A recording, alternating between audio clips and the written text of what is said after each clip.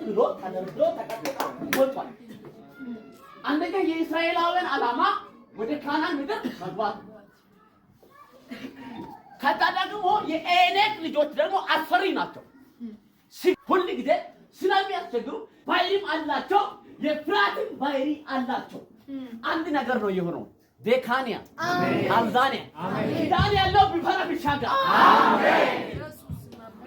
ሰቀሪው ማን ባዱታን ነው ይወቆ አሜን።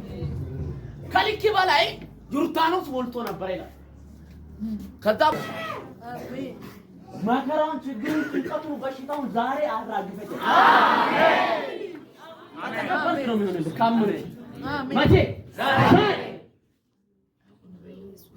ዘመናትን የቆየው ብዙ ወራትን የቆየው አይለይም ያለው አላሻግርም ያለው በፊትሽ ላይ ቆሞ እያስፈራራ ያለው ዮርዳኖስ ዛሬ በኢየሱስ ባዶ ሜዳ ይሆናል።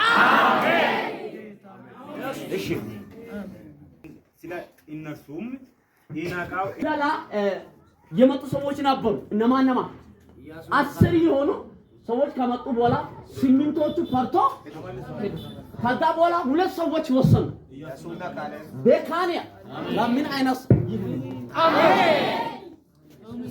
ባይነው የወሰነ ሰው ነው የሚያሸንፈው። አሜን። ካልወሰን መሻገር አትችልም። አሜን።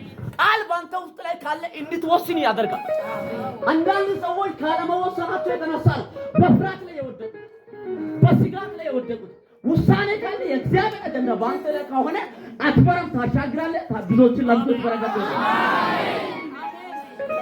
አሜን። ዛሬ ይሻገራሉ በሉ። ዛሬ ይሻገራሉ። ከዛ በኋላ አይናቸው ረጅም እንደነበሩ አይተናል።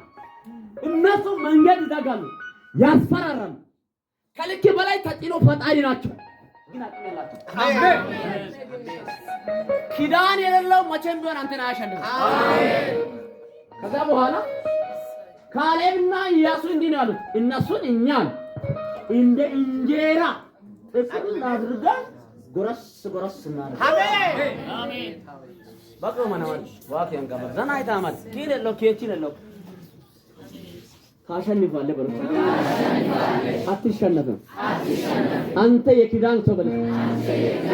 እግዚአብሔር አንተን ነገርን ያባዛል።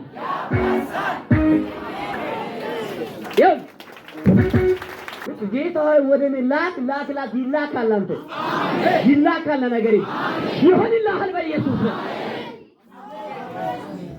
ባባካ እስኪ